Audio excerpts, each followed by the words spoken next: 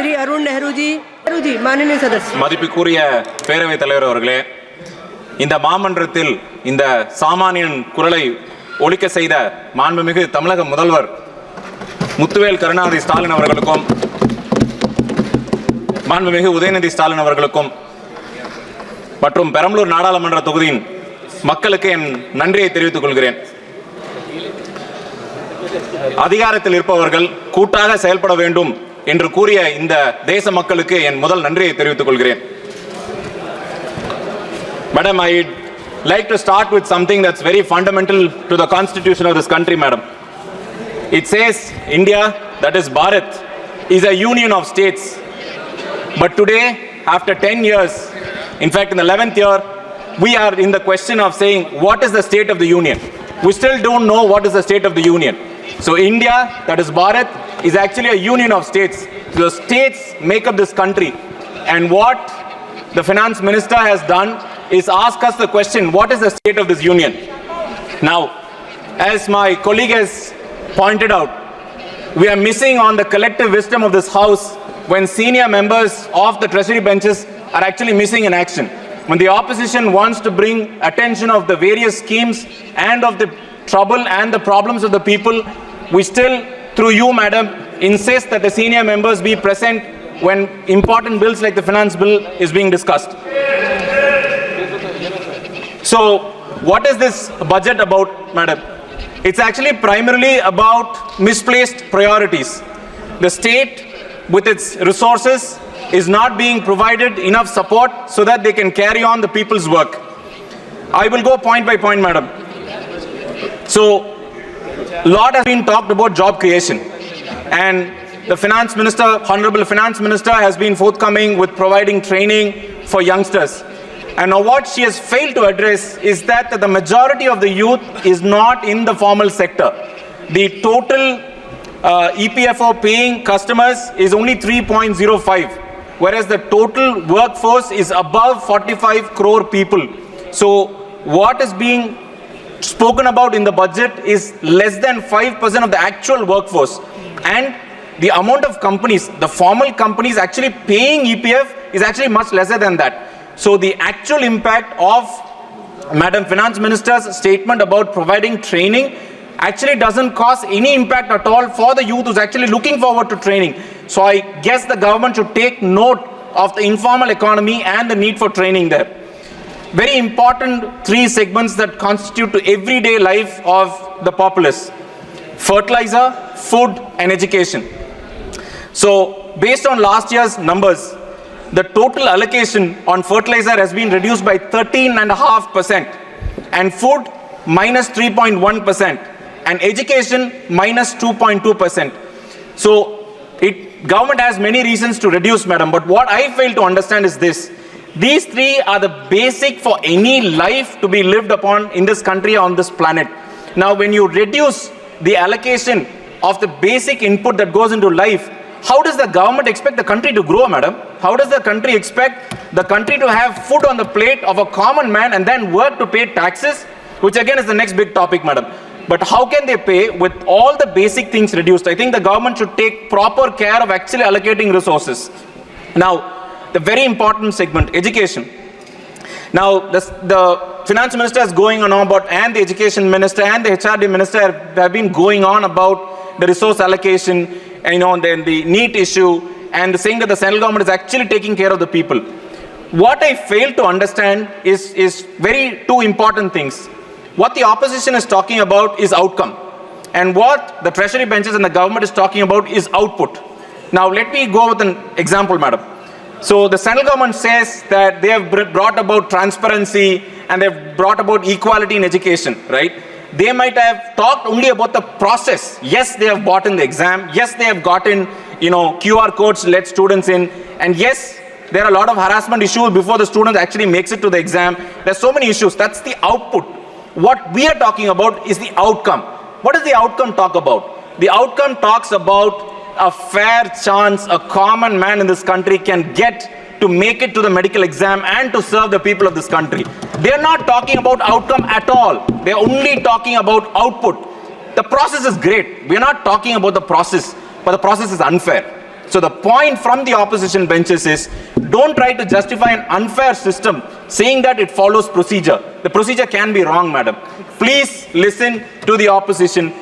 Number of people from my constituency, in fact, in the honor of Anita, a student who should have been here with me, or a doctor in Tamil Nadu is missing because of the bad policies of this government. So please take note and please get the outcome right. Don't forget about the output. I'll also tell you an analogy, madam. So, number of members here have asked about highways, national highways, which is really good for the country, right? So, here we go, building national highways all across the country. Now, we have very good highways across the place. Now, you have opened a new highway, right? That's the output. What's the outcome? Now, if you have 50 accidents or 50 deaths in a year, that is the outcome. So, what we are talking about it, please avoid the deaths. There's no use building a 4-lane highway so that people die faster. So what you're trying to do in NEET is actually push the inequality in the name of the process. So please open your eyes. There are people who are really suffering, and there's a lot of inequality in the system before it gets out of hand. Please open your eyes and get a fair chance to each one of the individuals who are really needy. Now, there are a lot of talk about the middle class, right? A very important point for the treasury benches and the ruling party to note is this, that 3% of the vote of the middle class shifted from the BJP to the India Alliance. And you would know that the finance minister actually again misplaced a priority in actually addressing the middle class. What have you done to the middle class? The middle class earns its rents, the salaried people, hardworking people, put their resources in two very important things, madam, or three, right? You have gold, you have real estate, and you have stocks, right? And the government has been pushing, saying that we're going to increase the width and the depth of the market. And what they have done is basically taken away all possible deductions that every common man before paying taxes calculates very vigorously, right? What have you done? So section 80D, which provides for deductions across for the salaried classes, actually remain flat. And as my colleague pointed out, based on inflation, it's actually minus now. By remaining flat, your deduction is actually reduced, but you're actually paying more taxes. So the middle class is actually being punished for being honest. So I think the misplaced priority on taxation must actually be addressed by the treasury benches.